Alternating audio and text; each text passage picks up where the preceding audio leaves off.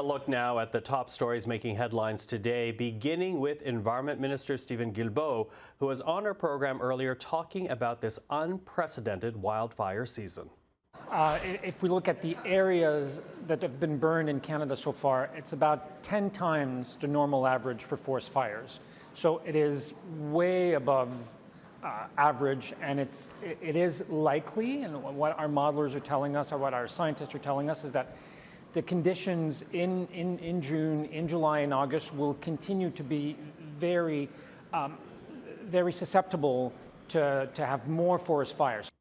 In fact, at the current rate, wildfires could burn a record number of hectares this year. In Canada, there are 413 active wildfires, and officials say more than half are out of control. Some 26,000 people right across the country have been evacuated from their homes.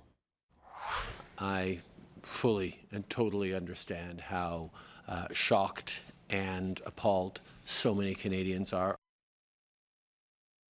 That's the Prime Minister reacting to the transfer of convicted killer and rapist Paul Bernardo to a medium security prison.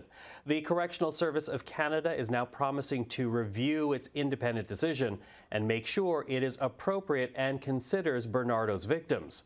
Bernardo received a life sentence in 1995. He is a designated dangerous offender. We will continue to fight for these two demands: a plan to balance the budget to lower interest rates and inflation, and no new carbon tax hikes. Conservative leader Pierre Poilievre says his party will filibuster the budget implementation bill unless those demands are met. The Conservatives have 900 amendments to the government's Bill C-47. Poilievre also promising long speeches and other delay tactics as that bill returns to the House. That our government will not stand by while hate and violence seek to reverse decades of progress. The federal government says it will roll out $1.5 million to boost security at Pride events. That's because of a rise in attacks and threats against the 2S LGBTQI+ people.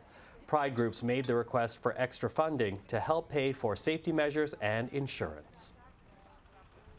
And a final note on what we are watching tomorrow. David Johnston will speak again on foreign interference 2 weeks after his first report as the government special rapporteur. Johnston is scheduled to testify before the House Procedures Committee. That starts Tuesday at 10 a.m. Eastern. We'll have it for you live at cpac.ca and full coverage right here on Primetime Politics.